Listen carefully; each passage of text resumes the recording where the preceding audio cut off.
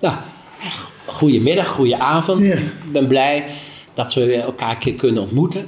We hebben elkaar ook al, maar onafhankelijk van elkaar, hoewel Paulien en Jeannette samen ook wel een keer gezien, maar ook alweer 2-3 jaar geleden. Het is altijd toch leuk te weten, het is goed te weten, hoe gaat het met mensen die dan met vergevorderd of eindstadium kanker komen, die we dan konden behandelen en waarbij het helemaal verdwijnt. Hoe gaat het dan? Blijft het weg bijvoorbeeld, nou ook heel veel jaren? En hoe heb je ook een beetje beleefd? Want dat is wel een der dingen wat ik nog even als inleiding zou willen zeggen. Dat wij ontwikkeld hebben. En ik had zelf kanker nu precies 50 jaar geleden, eindstadium. En heb ik ook gezegd, als arts wist ik met chemo en bestraling, dat wil ik allemaal niet. Dus daar heb ik maar alleen, dat is het begin van wat we ontwikkeld hebben met de malertang. Maar ik wou echt nog een beetje, dat we met elkaar praten, ook een beetje hoe je het nog herinnert, hoe het nu met je gaat. En dat we ook hier als vrienden aan tafel zitten. En dat ook in de achterhoofd. En dan zou ik eigenlijk zeggen, want ook, ik wil niet zeggen we beginnen maar met die of die. Maar jullie kunnen misschien met elkaar, jullie kennen elkaar ook. Wat vragen stellen. En me ook een beetje vertellen hoe het dan gaat. En hoe het misschien toen was, hoe je beleefd hebt. Hoe het nu gaat met je. En dat jullie allemaal van plan zijn om mij uit te nodigen op je 88ste verjaardagsfeest. Dat hebben jullie beloofd, hè? Dus zeker. En het is voor Erik natuurlijk het langst geleden. Dus die moet heel diep graven. Ja, weet jij nog, Erik? Ik weet nog heel goed. Het is ongeveer 20 jaar geleden. Toen stond ik, we zouden op wintersport gaan. En stond ik onder de douche. En dan zag ik een heel klein zwart plek hier zo. En even duwen, weet je zo. Wat is dat nou? En ik vertrouwde het niet helemaal. Dus toen ben ik naar mijn huisarts gegaan. Jos, dus echt een goede vriend van mij ook. En Jos die houdt ook van snijden. Dus Jos die zegt, nou dat klopt niet. Ik snij het eruit. En dat was op een avond bij hem thuis. We zijn op wintersport gegaan. Daar moesten de hechtingen eruit. Die kreeg ik er zelf niet uit. En toen ben ik daar naar een arts gegaan. En die knipte.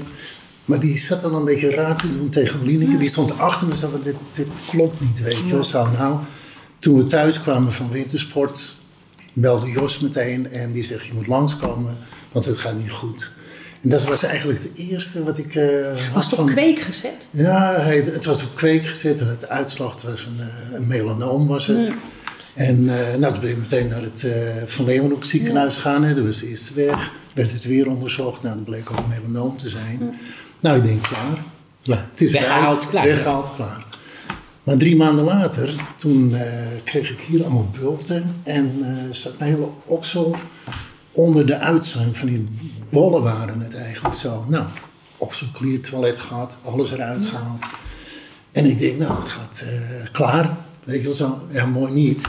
Want toen zat het hier zo. En toen zat het hier, overal door mijn hele lichaam heen zat het. En ik denk, ik werd er een beetje paniekerig van, weet je wel. Zo, als dat zo door blijft gaan, dan is het, waar gaat het niet naartoe? Ja. En ik geloof na 10 of 15 operaties, toen zei Lineke, mijn vrouw, die zei van, maar moet je goed luisteren, wij zijn knokkers.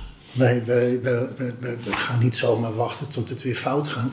Wat kunnen we eraan doen om ervoor te zorgen dat er niet van die uitzaaiingen komen? En toen las ik in een blad een artikel over Robert Gorter. Nou, over jou, Robert.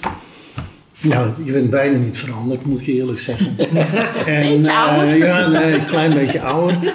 En het ging over dendritische cellen. En ik hou me er helemaal niet mee bezig. Maar Lineke die heeft er wel wat meer verstand van dan ik.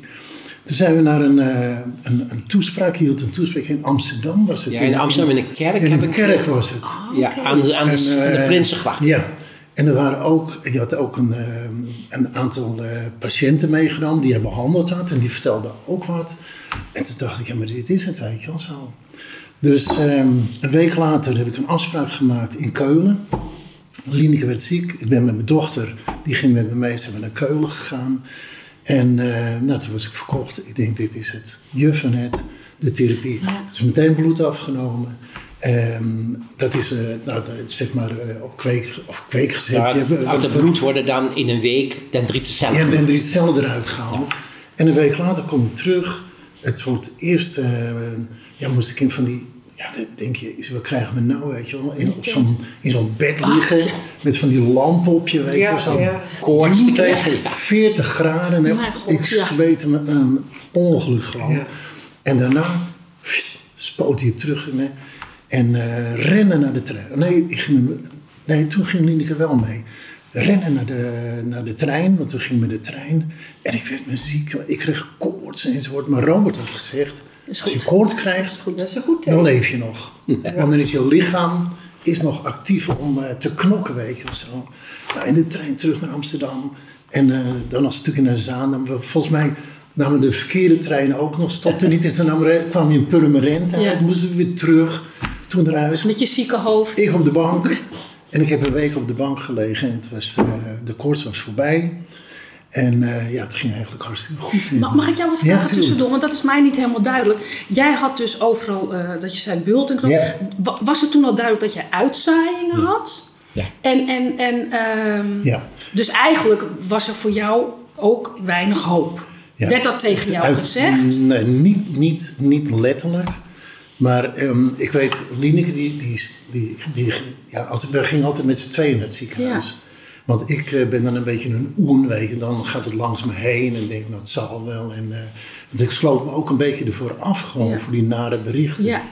Maar Lineke stond erachter en die had affiches gezien en die wist, het is niet meer te remmen gewoon. Het is niet meer te remmen. Ja. Dus we kunnen dat nu laten gaan of we kunnen actie ondernemen.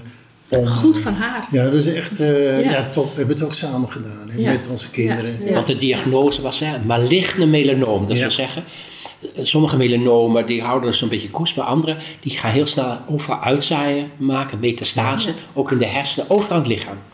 Ja, en dat is wat hij ook had. Dus die zei bijna iedere maand, als je dan weer zo'n knop weghaalt. En elke 3 maanden kwamen ze weer. Maak je weer afspraak van tevoren.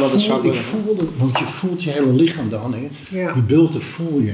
Op een gegeven moment in mijn kuit had ik er 2 zitten. En toen was ik aan het verbouwen thuis. En als ik een trap opliep, dan zag Lineke die dingen groeien. Ze groeiden zo hard. Jee. Het was binnen een paar weken had je echt een tennisbal in je spieren. Voor te stellen. Maar dan word je toch ook super onzeker van? Ja, maar weet je, als je er voor afsluit een beetje voor de... Dat is jouw overlevingstechniek. Ja, ik heb maar 1 keer in mijn leven gehad dat ik dacht van, nou, dit wil ik niet. En ik word... Ja. Dan komt het terug. Ja, snap ik.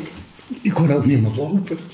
Nee. En toen dachten ze van... ik heb ook steeds gesport, weet je wel. Ik volleybalde ik heb heel hoog gevolleybald. Dat ben ik altijd blijven doen. En ik weet nog, we hadden een wedstrijd in Oostzaan gespeeld. Hartstikke leuk. En een dag later kon ik niet meer lopen, jongen. Ja. Dus toen heb ik 3 maanden in bed gelegen. En ze dachten in het Van Leeuwenhoek, er is weer een uitzaaiing. Dus allemaal onderzoek. En toen bleek het versleten heup te zijn. En ik had zoveel pijn dat ik van die morfine-achtige pillen zat. Kreeg ik ook nog van mijn werk van... nou gaan we je afkeuren, weet je. Afkeuren? Ik ben helemaal van de pot gerukt, nooit van mijn leven. Want ik had dan een jaar ziekteverzuim. Had ik 1 dag verlof genomen. Dat ik me 1 dag ziek meldde, omdat ik steeds naar het ziekenhuis toe moest. Wel blijven werken nog steeds. Maar na 1 jaar, dan gaan ze je afkeuren. Ja. Nou, ik lag in mijn bed. Ik zeg, volgende week begin ik weer. Ja. Dus ik stopte met die morfine. Dan ben je echt aan het afkicken, jongen. Ik weet nou wat het is als je van de drugs gaat afkicken. Ik lag in bed en ik moest om de 5 minuten mijn bed uit. Kroop ik rondjes om de tafel, zo op mijn knieën. Kroop ik weer in bed en dat ging een week lang zo door. En toen was ik afgekikt. Ik pak mijn krukken, ik loop naar mijn werk toe. Ik zeg, ik begin weer. Was jij directeur van de school? Hè? Ja, Jan Nevis en nichten die zaten bij mijn school nog. Ja, en toen, vanaf die tijd... En ik moet je zeggen, Robert... we hebben niet alleen jouw therapie gevolgd. Ik ben geloof ik zo'n 7 keer naar Duitsland geweest. Ik heb het Houtsmuller-dieet gedaan. Dat is om je lichaam sterk te maken. Ik heb ook een orthomoleculaire pillenkuur, laat ik het zo maar even vitamine C en dit soort dingen. In het Valstar. Het Van Leeuwenhoek heeft me ook goed geholpen. Steeds als eruit meteen snijden, kom meteen terecht. En ik denk zelf dat we met elkaar, met jou, Valstar, het dieet, Lieneke, mijn vrouw, Uiteraard. mijn kinderen, dat we met elkaar ervoor gezorgd hebben. Ja. En binnen hoeveel tijd hadden jullie het idee, het gaat de goede kant op? Want dat... Na 1 keer. Serieus? Eén keer. Na 1 keer. Ja. Want nadat ik bij jou geweest ben, De eerste keer, hè? heb ik geen uitzaaiing meer gehad. Zo. Terwijl daarvoor om de 3 maanden, Hoe lang was je al mee bezig? 5 jaar, 5 jaar. Ja. aan 1 stuk door kwamen ze. Kwamen ze terug en toen ging je naar... En toen las Lieneke dat artikel, zijn we naar Robert gegaan. Ik heb Valstar gebeld voor een pillenkuur. Het dieet zijn we gaan volgen. En ik ben weer aan het werk gegaan. Ik kon niet lopen hoor, nog, want die heup is pas later vervangen. Ja. En we zijn... Daarna is er geen uitzaaiing meer gekomen. Nee, Tot nu, nu, 20 jaar later, ik ben nu 72, niets meer gehad. Bizar, Ik heb mijn hè? werk afgelegd. Ik heb 42 jaar ben ik directeur van de school geweest. Ja. Ik heb van alles gedaan, gevolleybald nog en weet ik wat. En je alles beentje? aan. Je In hebt mijn gewoon beentje je spelen we nog leven steeds. We weer zaten helemaal- nog lekker in Wormen gespeeld in het Moriaanshoofd. Hartstikke leuk enzovoort. Nou, ik ben voorzitter van de Raad van Toezicht van het Staats- Natuur- en Milieucentrum. Ik exploiteer met mijn vrienden een sporthal met 2 kantines erbij. We staan vol in het leven. Maar wat doe jij nog? Heb jij nog iets van nazorg? Heb je wel eens als je een plekje of weet ik veel wat Nou, je denkt? het enige wat ik heb, ik kreeg op mijn hoofd van die Ja, door zonlicht. ja, door de zon. Ik heb natuurlijk een kale kop. Ja. Jullie niet. Dus dan krijg je van die plekken. Toen ben ik naar Zaandam, naar het ZMC gegaan. Daar heb ik een hartstikke aardige een dermatoloog is het. En die controleert het, die kijkt na. En als er wat is, dan bevriest hij het en is het weg. En verder heb ik eigenlijk Je hoeft niet onder controle te blijven bij het na 10 jaar dermatoloog. is dat gestopt bij het Ja. verleden. Maar hebben jullie, ik denk dat het bij jullie was hoor, maar ik had de eerste jaren, dacht ik gewoon nog steeds dat ik dood zou gaan. Ik denk Ja. toen jullie dat hebben gehad, na 5 jaar, die beruchte 5 jaar, Ja. dacht ik pas van, nou misschien mag ik wel blijven leven, weet je Ja. wel. Ik weet niet hoe jullie dat Maar hebben. hoe is het bij jou dan? Ja, ik had hoe is het natuurlijk- bij jou ik- begonnen ik- eigenlijk? Nou ja, als borstkanker. Ik had borstkanker. Ja, maar hoe ontdekken was dat? Ja, ik had eigenlijk mijn hele leven al een hele grote bult in mijn borst. En uiteindelijk had ik een nieuwe huisarts. En die heeft me meteen gestuurd naar het ZMC. Daar is dus inderdaad borstkanker ontdekt, geopereerd. En toen kreeg ik op een gegeven moment last van mijn long. Ik moet je heel eerlijk zeggen, ik weet het helemaal niet meer helemaal goed. Maar het is denk ik 15 jaar geleden, volgende maand, 2007. En toen dachten ze eerst dat ik een longembolie had. Maar toen bleek het dus uitzaaiing. Het is een PET-scan gehad. En daar kwam de uitslag van. En dat was natuurlijk... ik heb het wel eens eerder in een filmpje gezegd van dat oncologen... Want ik heb natuurlijk wel gevraagd van hoe lang heb ik nog natuurlijk dit deed. Nou, hooguit een paar maanden. Dus ik ben wel meteen aan de chemo gegaan. En mijn toenmalige echtgenoot die zei van... ik heb gehoord van een arts die zit in Keulen. Ja. En ik wilde dat eigenlijk niet. Want ik wilde de laatste 3 maanden eigenlijk gewoon met mijn gezin doorbrengen. Leuke dingen doen. Ja, hij vroeg, wat wil je nog? Wil je op wereldreis? Wat wil je nog? Ik zei, nou, laat mij maar lekker bij mijn gezinnetje blijven. Nou, we zijn toch gegaan. En ik weet nog heel goed toen we bij Robert zaten... dat ik voor het eerst, dat niemand zag meer heil in mij... Ja. Alleen Robert, want die had het over zijn fanfare-orkest als 88. Ja, hij is wel eerst 80, hè? Bij mij heb je 88. Ja, wat het 88 in één, hè? 88. Ja, we worden steeds ouder. Ja. En toen, ik had er zoveel vertrouwen in dat ik dacht van, dit zou mij nog... Dit is het enige misschien waar ik me goed bij voel. Ik vind wel dat je wel het idee moet hebben, dit wil je doen. Wat jij zegt over dat houtsmul. Ik heb niets anders willen doen dan alleen dit. En bij mij heeft het wel een paar maanden geduurd, want dan krijg je weer een scan of een MRI. Nou, dat weet jij beter, weet je dan. Ja, MRI, niet geen CT. Ik moet altijd denken, wat is het verschil ook alweer? En dan zag je elke keer die plekjes klein, want ik had overal ook uitzaaiingen, longen, botten, een hele... En toen werd het steeds minder. Ja. En na een hele tijd, toen zei ze, je mag nu naar huis en je hoeft niet meer terug te komen. Ja. Dat vond ik heel eng. Ja. Want je gaat naar huis terwijl je eigenlijk wel je doodvonnis hebt gekregen. Ja. Ik ben ook best wel heel bang geweest. Maar ik heb ook heel veel hoop daardoor gekregen. En dat is heel belangrijk, vind ik. Ik vond het heel belangrijk, omdat als niks meer jou gaat helpen, als iedereen zegt van nou, dit is het. Ja. Ja, ik had alles al geregeld. Ja. Ik weet niet of jullie dat ook hadden. Ik had brieven voor mijn kinderen. Ik heb cadeautjes gekocht voor mijn kinderen. Ja. Voor als ze kinderen zouden krijgen. Dat vond ik heel lastig. Maar heb ik wel gedaan. Mijn moeder is zelf ook heel jong overleden. Die had niks geregeld. Ja. Dus ik was 16 dat mijn moeder overleed. En toen dacht ik, als dit mij ooit gaat overkomen, dan ga ik daar wel wat voor regelen. Ja. En 4 jaar geleden is mijn kleinzoon, allergrootste vriend, is er geboren. En toen heb ik dat vreselijk ouderwetse cadeautje, een verzilverde spaarpot, wie heeft hem nog? Die heb ik gegeven en het is het grootste cadeau. En ik heb van de week dan nog weer eens iemand aan de telefoon gehad die erover overwoog om naar Robert te gaan. En die had het over dat haar kinderen nog zo jong waren. En toen dacht ik, dit is zo'n ontzettend cadeau wat ik heb gekregen. Het leven gaat wel weer gewoon door, hè. Dat is ook wel weer zo. Maar af en toe wil ik mezelf er weer aan helpen herinneren hoe bijzonder cadeau dit is. Maar denk jij nou, ik denk er helemaal niet eens meer aan. Nee. Maar zo mooi is het. Eigenlijk wel. Dat je het vertrouwen hebt gekregen van het gaat gewoon goed. Want hoe lang is het nou bij jou geleden? Bij mij dus 15 jaar geleden. Ja. Ik weet niet hoe het is met jou. Hoe lang is het bij jou? Ja, is minst lang, hè? Want jij bent na mij gegaan. 13 jaar geleden dat ik ziek werd. Ja. En hoeveel keer ben jij nou naar Keulen gegaan? Ja, ik ben wel vrij lang geweest. Ja, ik ook wel, hoor. Ik werd in 2009 ziek. In 2010 kwam ik in Keulen. En ergens ik denk 2011, in de zomer, toen was op de PET-scan te zien dat alles weer goed was. Ja. Maar daarna ben ik nog wel een tijdje af en toe, maar minder vaak. Ja, wel minder vaak. Ja, we hebben ook een beetje een soort van schema. Een onderhoud is dat. Maar met grote tussenpozen. Ja. Maar kijk, ging steeds, de eerste was dan... op een gegeven moment werd het 1 keer per kwartaal, dan 2 keer per jaar. En toen ben ik nog een aantal keer 1 keer per jaar geweest. Ja. Tot ongeveer, ik denk 2016 zo'n beetje, de laatste keer. Ja, 2015 geloof ik. Of 15, en dat ook, wij raden er vaak aan. Maar onze ervaring is dat als het 1 keer weg is, komt dat nooit meer terug. Ja. Maar met 1 uitzondering, hebben we maar verteld, is er 1 uitzondering. Dat is een mevrouw die ineens heel depressief werd, heel veel ging drinken.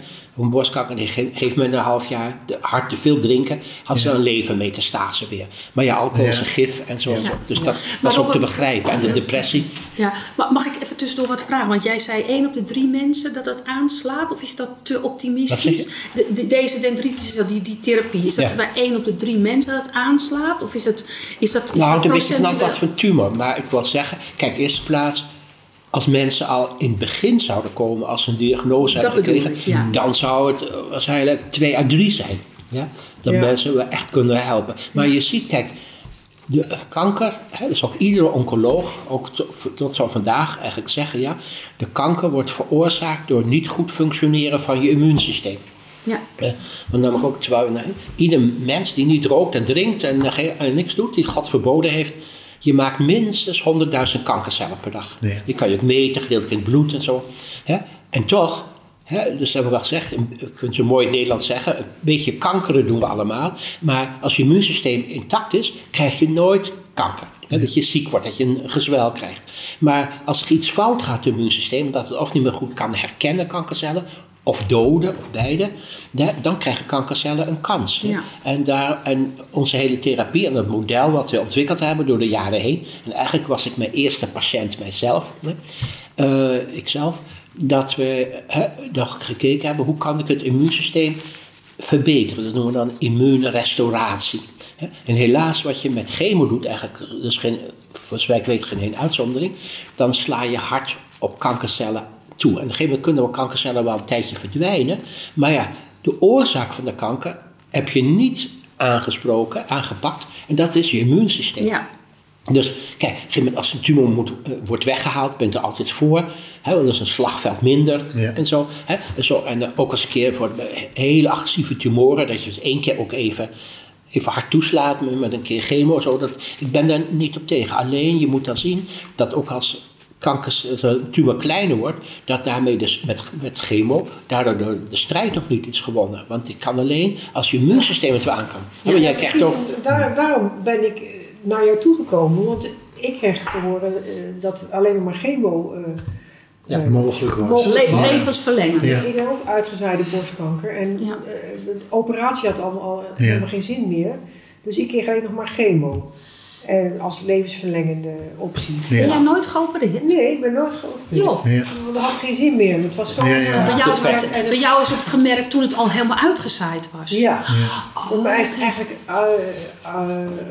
ontdekt via de uitzaaiing van mijn lever.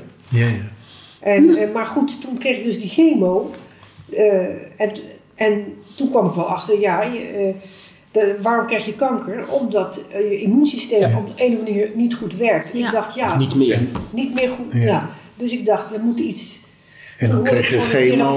Van Robert Gorter. Ik denk, die specialiseert zich op het immuunsysteem om dat te versterken. Ja, een restauratie. Restauratie. Dus daarom ben ik toen via. Maar kijk maar, hoe oud was je toen je kanker kreeg? Ik ben nu over 2 dagen 62. En het is 47. 47. Kijk, dus zeg maar, je immuunsysteem heeft tot 1-2 jaar daarvoor het goed gedaan. Want anders had je dan een kanker gehad. En dat moet je ook begrijpen. Je krijgt ook nooit kanker in een weekend. Hè? Het is wel een soort voorfase. Maar tientallen jaren heeft jouw immuunsysteem goed gedaan. Terwijl je altijd kankercellen hebt gemaakt. Hetzelfde bij jou. Ja? En bij jou. Nou, wat ik ook wil zeggen. Weet je, het is... ten eerste vind je woorden als chemo en dat soort dingen. Dat is wel ook... Dat maakt je bang, weet je wel zo. Want het was ook... op een gegeven moment gaf je ons voor de behandeling ook een paar hele lichte chemopillen was dat. En jouw idee was, dan zorgen we dat die kankercellen vast een klein beetje omver liggen enzovoort. Het waren 3 pillen geloof ik, die moest ik dan innemen. En ik had toen ik de eerste had, ik denk, wat gaat er nou met me gebeuren, weet je wel zo. Het idee dat ik een soort chemo kreeg, het sloeg nergens op. Het was heel licht, alleen maar om die kankercellen alvast een beetje te triggeren, weet je wel zo. Dus die chemo, dat is een beladen woord. Net zoals bestralen, weet je wel zo. Maar natuurlijk helaas is het wel. Kijk, maar het is ook zo. Kijk, ook een eenvoudige longfoto krijg je. Je denken voor je werk, als je 1 keer daar staan, diep inademen. Boom, klik. En dat is het dan. Maar je staat er wel in je uppie. Niemand staat bij je. Niemand wil, zelfs bij een eenvoudige röntgenfoto, erbij zijn. Want röntgenstralen zijn kankerverwekkend. Net zoals bij dat bestralen, zeg maar. Dan lig je vastgebonden in zo'n apparaat. Ja. Dat gaat dan draaien. Dat waren de ergste dingen die ik meegemaakt heb. Ja, bijna een beetje hel. Wat wel geholpen heeft, is... jullie hebben ook een boek geschreven. Weet je wel zo. Ja. En ik heb het niet helemaal gelezen. Ik kon het niet. Maar ik heb er wel uitgehaald... Op een gegeven moment hoor je, ik heb kanker. Weet je wel? En er verandert niks in je lichaam. Want je bent niet in ene doodziek. Of je hoort van een ander, nou, je hebt kanker. Weet je. Dan denk je, meteen in paniek enzovoort. En dan ga je je meteen overgeven aan behandelingen. Meteen het ziekenhuis. Dus, terwijl de periode dat je kanker krijgt, dat is niet van de een op de andere dag wat je net zegt. Dus op het moment dat je het hoort, zou je eigenlijk een soort...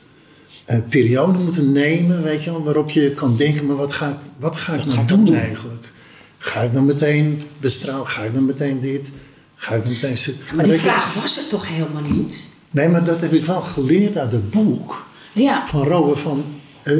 het is niet... nou, als ik nu niet morgen begin met iets, dan ben ik meteen dood. Ja. Nee, neem even de tijd met je gezin, met vrienden enzovoort. Welke weg gaan we in? Ja. En het kunnen we dat samen doen. Ja, het is niet alleen dus de traditionele banden. Er zijn veel meer wegen die naar Rome leiden. Waaronder deze weg. Waaronder de weg van Falstaff. Waaronder de weg van het dieet. Ja, maar je kan het ook naast elkaar doen. Hè? Maar ja, natuurlijk, wij zijn ook wat je in een infuus krijgt. Dat zijn ook gedeeltelijk orthomoleculaire dingen. Zoals vitamine C. Ja. Slik ik nog steeds trouwens. Ja, prima. In hoge dosering. Time released. Ja, time released. Ja. Dus morgens samen een tablet. Ja. En dan krijg je steeds net precies zoals je nodig hebt vitamine C. Ja. En het vitamine C zit ook vooral in vruchten en zo. Ja. En dat is wateroplosbaar. Maar als ik ineens 1000 milligram, dus 1 gram in de bruistablet naar binnen neem, dan alles wat ik op dat moment nodig heb, plas ik uit. Ja? Dus ik kan dat niet bewaren. Vitamines die in olie oplosbaar zijn wel. Die zijn onderuit weefsel in de lever. Maar het gaat er maar om. Maar we hebben natuurlijk wel meer gedaan. Ook wel de voeding. Ik heb heel vroeger nog in Amsterdam. toen ik zelf kanker kreeg en zo, heb ik ook een eerste restaurant opgericht waar we biologisch dynamische voeding hebben gedaan. Een vegetarisch restaurant zonder alcohol. En ook kooklessen, want vooral dat, als je in de 70 jaren zei, dan moet je ook gezonder leven, zo en zo. Dan konden mensen, vegetarisch, dan konden mensen niet meer bedenken als alternatief voor een sudderlapje een gebakken ei. Weet je wel? Zo. Dus dan dachten we, er is wat meer te doen. Dus hebben we ook kooklessen gegeven, op een gegeven moment ook aan schoolklassen, als ze teenagers waren. Om ook op de voeding te wijzen. En, en ook hoe je dan toebereidt. Zo enzovoort. Dus op een gegeven moment waren in Amsterdam bijna 2 jaar wachtlijst voor kooklessen. Van patiënten en familieleden, mensen die het graag willen weten en zo. Dus we hebben ook daar wel aandacht aan geschonken. Maar dus het is toch wel, daarom noemen we dat ook graag het is een model. Ja? En daar is nooit 1 oorzaak van kanker en daardoor is ook nooit 1 therapie van kanker. Het is een model, maar de een heeft meer dat nodig, de ander meer dat. Ja. Maar is er in die... Kijk, wij zitten natuurlijk eigenlijk best wel al meer dan 10 jaar geleden. Ja. Is er een ontwikkeling ook? Ik weet bijvoorbeeld die tenten waar wij in hebben gezeten. Ik vond die trouwens niet fijn, dat zeg ik heel eerlijk. Maar tegenwoordig kan je televisie kijken, had ik begrepen. Ja. Oh. Is er, behalve dat, is er nog meer ontwikkeling dat het nog verfijnder is? Of dat je zegt, dat zijn we in de loop der jaren, zijn we daar nog achter gekomen, dat het nog beter werkt? Of is de therapie eigenlijk nog in standaard precies hetzelfde? Zeg maar, de basis... benadering is hetzelfde gebleven. Namelijk immuunrestauratie. Ja? Want je ziet ook, je was 47 toen je kanker kreeg. Nou, dan heeft je immuunsysteem de dag ervoor ook al niet meer goed gewerkt. Maar je kan zeggen, tot je 40ste jaar in aangeval heeft je immuunsysteem het goed gedaan. Terwijl je iedere dag kankercellen maakt. En eigenlijk proberen we mensen weer, patiënten zo hun immuunsysteem weer te herstellen, dat het immuunsysteem weer aan kan. En dan kijk maar, als je immuunsysteem 1 keer aan kan, krijg je het ook niet meer terug. En al die honderden waar het helemaal verdwenen is. Er is 1 mevrouw die vleeselijk ging drinken en depressief werd. Daar is het teruggekomen. Maar verder is het nooit teruggekomen. Nee. Dus het is wel belangrijk dat je een beetje een goede leefstijl erop nahoudt. En ik heb ook wel teruggekeken van hoe was het dan die jaren voordat ik ziek werd. En hoe leefde ik toen. En dat heb ik toch wel een beetje aangepast. Ja. Om te voorkomen dat is jouw leven nou echt veranderd nadat je andere dingen bent gaan doen? Of? Ik ben wel meer voor mezelf gaan zorgen. Want dat deed ik niet. Ik vergat mezelf altijd. Ik was altijd voor de anderen, maar niet voor mezelf. Ja. Dat doe ik wel beter nu, denk ik. Dat je je rust meer neemt? Of? En nadat ik dan in 2015 denk ik voor de laatste keer ben geweest, vond ik toch een beetje spannend als je dan niet meer gaat, is ook zo. En hoe blijft nu mijn immuunsysteem goed? Ik vond het ook spannend. Toen ben ik wel nog verder gegaan met andere dingen, zoals bijvoorbeeld de Maratak-injecties 2 keer per jaar. 2 keer een kuur per jaar. 2 maanden zo'n beetje. Of nee, het is niet waar. 2 keer per jaar. Ja, 2 keer per jaar. 6, 8 weken, 2 keer per jaar. Ja.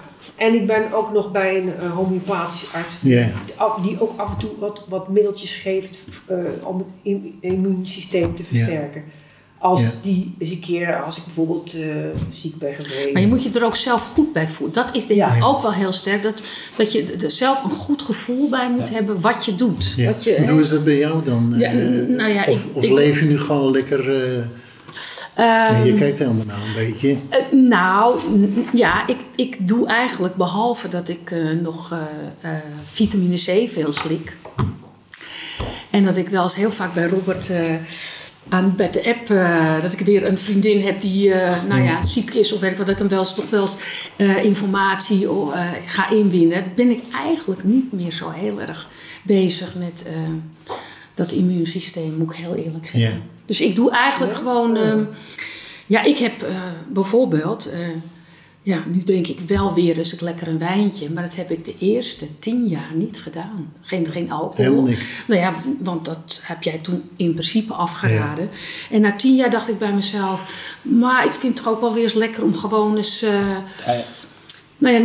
niet helemaal alles aan de kant te zetten. Maar behalve de vitamine C doe ik niet veel meer aan extra dingen. Ja, ik eigenlijk ook. Nou ja, wij eten allebei vegetarisch. We eten geen vlees. Ja. En gezond, laten we zeggen, met zo weinig mogelijk gif allemaal erbij. Dus biologisch? Het is allemaal biologisch. Maar ik was eigenlijk een workaholic. Ik putte mezelf. Ik denk ook dat dat een van de redenen waarop ik mijn immuunsysteem omver geholpen heb. Altijd maar werken, altijd maar doen. Weet je wel, een huis verbouwen. Heel hard werken, volleyballen, kinderen. Nooit rust? Nou, nooit rust. Over de grenzen gaan. Weet je, dat je met zomervakanties, dat je hoofd uit elkaar barstte van de ellende. Weet je wel. Als een leerkracht ziek was, dan nam ik dat gewoon over. En directeur en leerkracht samen. Het maakte mij allemaal niet uit. Ik ben ook hartstikke sterk. Ik heb dat eigenlijk niet veranderd. Gewoon. Het enige wat echt... Ja, we nemen wel veel vitamines. Veel vitaminepillen nog. Daar is ook klinieken voor altijd. Ik ben gestopt met roken toen ik die kanker kreeg. En in het begin rookte ik nog lekkere drummetjes. Weet je wel. Oh god, drum, ja. En zo'n puntje draaien. Nou, man, zalig. Checky draaien. Ja, het volleyballen, ze zaten allemaal te paffen daar zo. En toen zei Lineke op een gegeven moment van, nou, je bent toch wel knap gestoord. Als je kanker hebt en je blijft roken en je doet er van alles aan. Wat een verstandige vrouw heb jij. Ja. Ik zou niet zonder roken. Nee, nou gelukkig. Ja, jullie kunnen, dat is natuurlijk wel mijn, ik ben natuurlijk alleen. Ja. En ik merk wel dat je dan gauwer geneigd bent met eten en zo. Om het even makkelijker te doen. Maar ik denk altijd bij mezelf, ik denk dat ik 10 levens heb. Ja. Daar ga ik gewoon vanuit. Ik heb een goede basis bij Robert gehad. En ik denk, ja, weet je, voor de rest... Je moet geen ook weer leven. En ik denk alleen, ik zeg altijd maar zo... En dan ben ik een beetje katholiek aan denken, maar alles mag voor 1 keertje. Als je nou eigenlijk altijd gezond eet en je 1 keer een grote zak patat met mayo dan denk ik, moet dat kunnen. Ja? Dan ga je ook niet 1 sigaretje en nooit meer. Dan ga je ook niet, krijg je ook geen kanker van of longziektes. Het is de herhaling. Ja. Jij hebt wel eens gezegd van, mag ik dan nooit meer alcohol? En zei nou, als het oud en nieuw is, mag je wel een sipje champagne. En toen dacht ik, wat ongezellig. Maar uiteindelijk maakt het natuurlijk helemaal, want je doet er alles voor om ook weer beter te worden. Ja. Ja. En dan is dat wijntje of die champagne is ook minder belangrijk. Helemaal niet zo belangrijk. Maar goed. Nee, dat is wel lekker gewoon. En kijk, wat ik wel het allermooiste vind, we proberen natuurlijk een afspraak te maken om bij elkaar te komen. Ja. Ik heb dit ook in de mail gezet. Die afspraak was bijna niet te maken, want jij had dit en jij had dat en jij had dat en ik had zus enzovoort. Dus het heeft heel lang geduurd voordat we überhaupt konden afspreken. En als je nou kijkt naar dat er eigenlijk kankerpatiënten waren die opgegeven waren. Ja. Dus dat het leven stopte. En nu doen we allemaal zoveel dat we nauwelijks een afspraak met elkaar kunnen maken. Nou, dan kan iedereen een puntje aan zuigen. Gewoon gaat het hartstikke goed met ons. Ja. En jij hebt ons geholpen erbij. Ik heb het gezegd, jij zei meteen, dat is... maar met jou en met anderen en met familie enzovoort... zijn we wel waar we nu zijn. Ja, ik denk ook, je moet het samen doen. Daar heb ik ook wel, ik ben gewoon een muisje die je overal mee had. Een radertje een radertje die ik ben. Maar ik pas wel natuurlijk goed op. Maar het is zo, we doen het samen. Hè. Je moet echt zien als een team. Dan kom ik nooit binnen als de professor. Hier ben ik. En zo. Natuurlijk niet, ik zie me eigenlijk dienen. En dat is ook... Ik kort zeggen, ik heb ooit de eed van Hippocrates afgelegd. En dat was in 1971. En toen ik afstudeerde en dat aan de Universiteit van Amsterdam, dus in de Spuistraat nog steeds, is dan daar de aula. En dat is ook gebouwd begin 1600 of zo. Midden 1600. Dat is een hele oude traditie, een prachtig orgel en zo. Nou, en toen we daar afstudeerden, we waren met 18 artsen, jonge artsen daar, kregen we onze beul en zo. En toen moesten we de eed van Hippocrates afleggen. Dat zou ik nooit vergeten, want dan weet je ook, je komt in een traditie van 2500 jaar. Hippocrates. En dan heeft zo'n super professor heeft dan die eed voorgelezen, heel nadrukkelijk. En dan moest iedereen voor ons 1 stap naar voren doen en zeggen... Ik beloof, ik zweer, ik beloof. Zo. Ja. En dan had je de eed van Hippocrates afgelegd. En de eerste zin is, ik zal altijd voor het leven vechten en de patiënt geen schade berokkenen.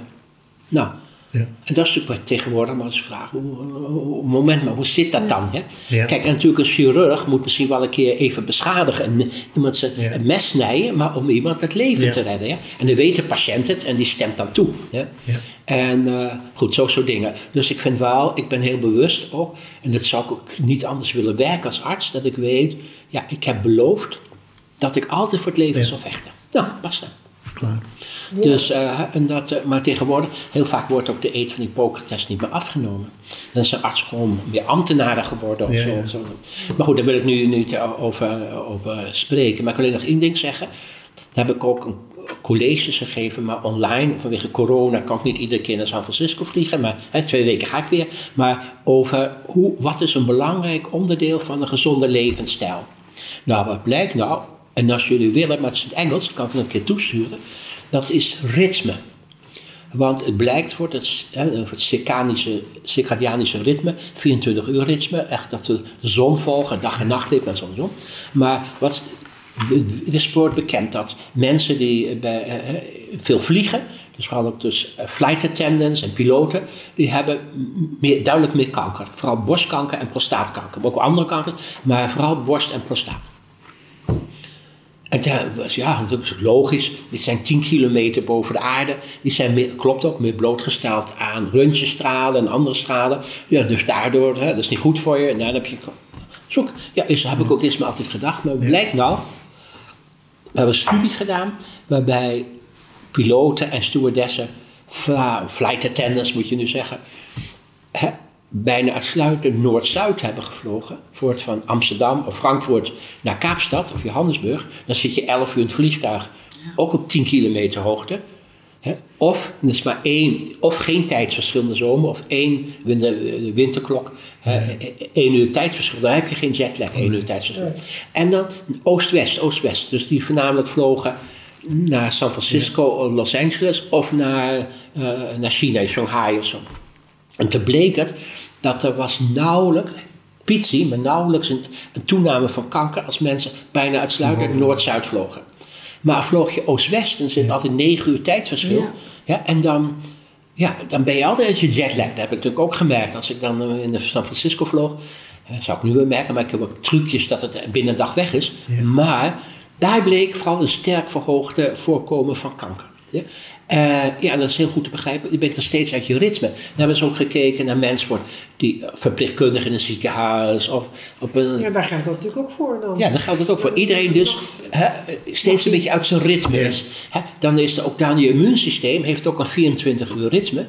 En een 4 weken, een maanden ritme. Dat wil ik iedere vrouw. En daarom zijn er 13 maanden in een jaar. En zo. Alle dingen zijn zo van belang. En alles mag voor een keertje, begrijp je wel? Maar als je dus regelmatig Oost-West vliegt en steeds een jetlag hebt, ja, dan is daardoor werd het ook sterk immuunsupprimerend. Ja. Jammer, we kunnen we niet zo vaak op vakantie. Nee. Dat vind ik nou jammer. Nee, zonde. Nou, als je maar van noord naar zuid gaat, zo. Steeds door. Ja. Nee, maar kijk, af en toe als je 2 keer per jaar dan toch naar Shanghai vliegt. En je zorgt ervoor dat je lekker weer in ritme komt. Dan is het ook, je kan het ook doen met wat melatonine. Hè. Je kan een beetje melatonine slikken. Ja. Ik gebruik het ook. Er zijn allerlei dingen die we nu weten. En die ik ook zelf doe nu. Vroeger aankwam 30 jaar geleden in San Francisco. Dan ging ik ervoor zorgen dat ik ook even een paar uur echt in het zonlicht zat. Ja? En dan kan je sneller aanpassen. Want dat is ook interessant. Daar geef ik nu ook les over de 2 weken college over de 12 zintuigen. En we denken altijd, ik kan alleen zien met mijn ogen. Maar je kunt ook zien met je huid. Ja, bijvoorbeeld. En wat we hebben gedaan is dat piloten en mensen die vliegen, hebben we een laserlicht aangeboden in hun knieholte. Dus we konden niet zien of iemand dan echt licht kreeg of alleen de druk voelde. Oké. En wat bleek nou? Dat die mensen die laserlicht hadden gehad, dat was maar 2 minuten dan per dag, die waren heel veel sneller, binnen 2 dagen, van een jetlag weg. Kon je dan meten, allerlei hormonen in het bloed. En de andere duurde meestal 7 tot 9 dagen. Ja. Dus dat kan alleen maar door licht. Dus het licht blootstellen. Nou, ook als je ogen dicht doet zo. Je huid neemt ook heel veel waarde. Ja. Dus een donkere kamer om te slapen is top. Ja, dat is altijd top. Dat heb ik ook al tegen jou gezegd. Altijd een donkere kamer. Want als je 1 keer gaat rusten, dan moet je huid niet... Of vaker mensen hebben zo'n elektrische wekker bij staan. En dan gaat iedere seconde zo, gaat even aan en uit, aan en uit. Nou, dat is het ergste wat je kunt doen. Maar Robert, dat betekent ook, want dat merk ik dan zelf. Als ik heb dus ook rolluiken, maar hij is echt wat pikkie donker. Maar als ik ergens anders slaap en het is dus licht, dan neem ik zo'n slaapmasker. Het is heel raar misschien, maar dan kan ik gewoon niet slapen. Dat is ja hoor, maar dan kan je ook zien wat eigenlijk... dat je eigenlijk in het donker moet slapen. Of bijna donker. En het hoeft niet pikkerdonker te zijn, maar echt donker. Ja.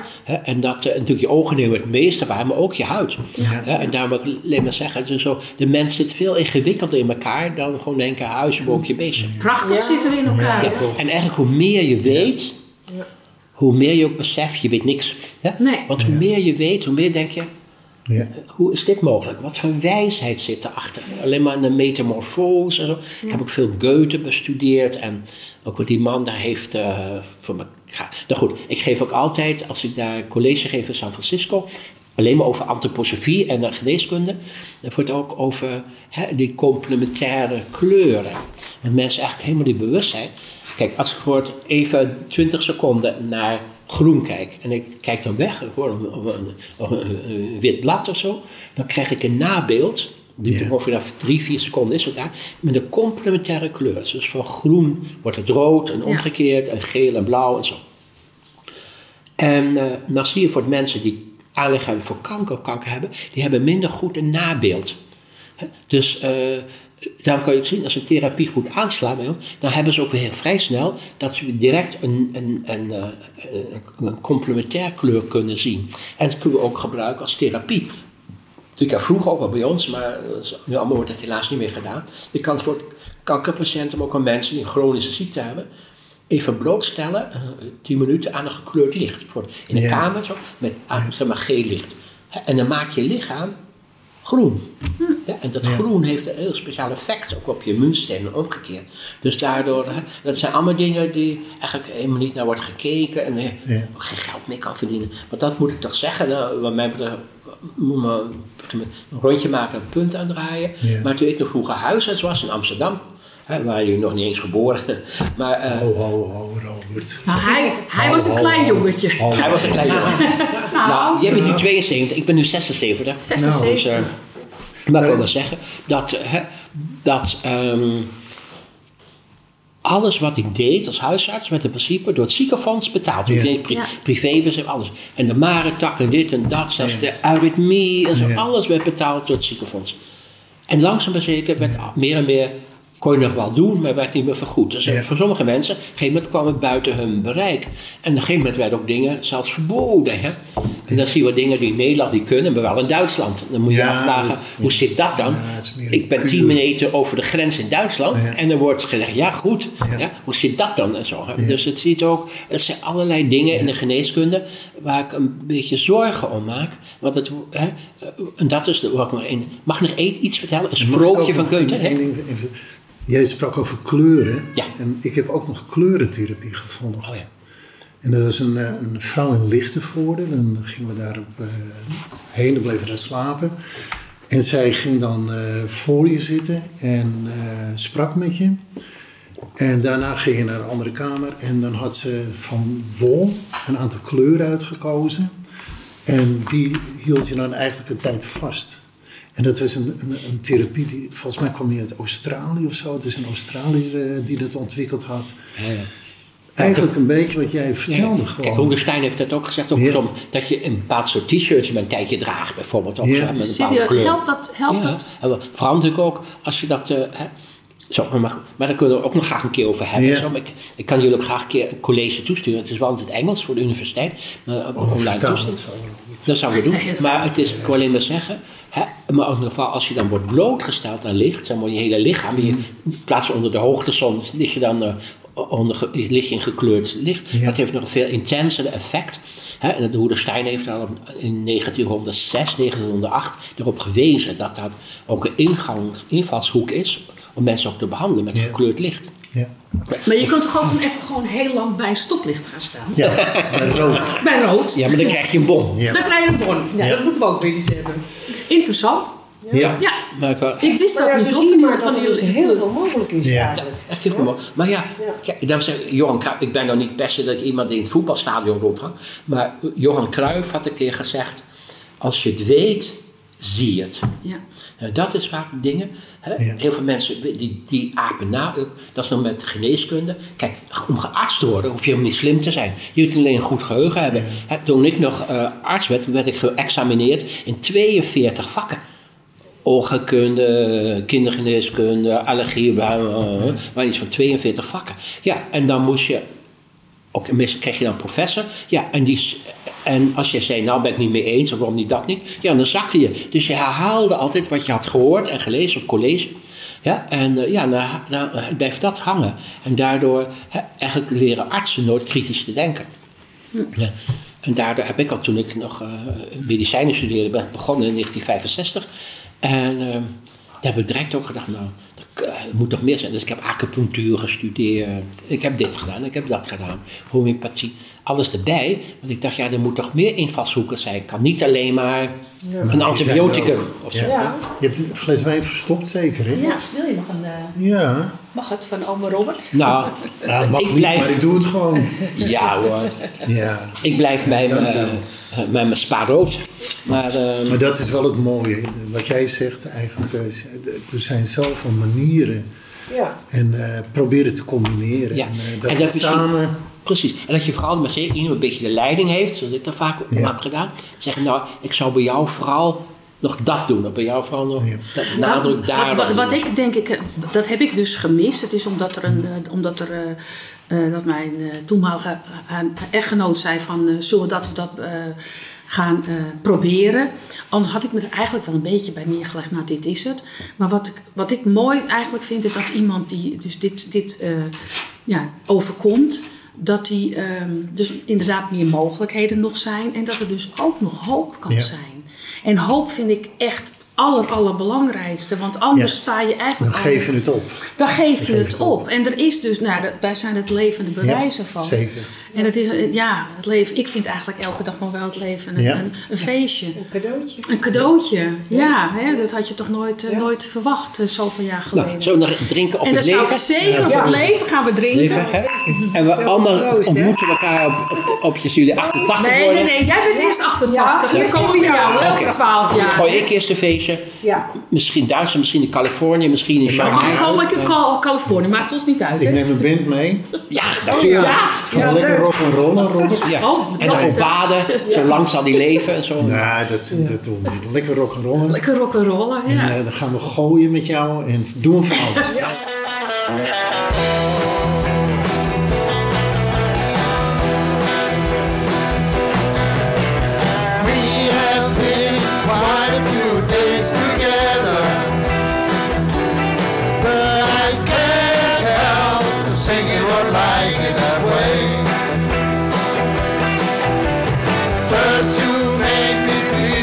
Was all